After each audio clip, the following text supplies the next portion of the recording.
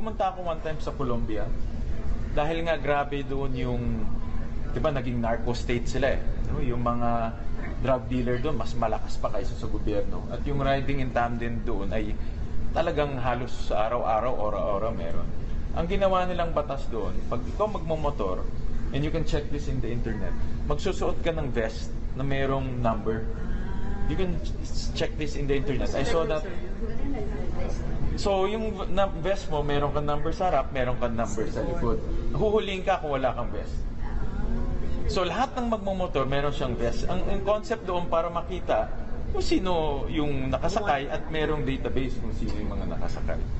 So, dahil nga sobrang lala na ng sitwasyon doon, ginawa nilang mahigpit. At the same concept, no? We have to find ways para maihinto itong riding in tandem. Actually, kung talagang kailangan, I think we should also study the concept of Colombia.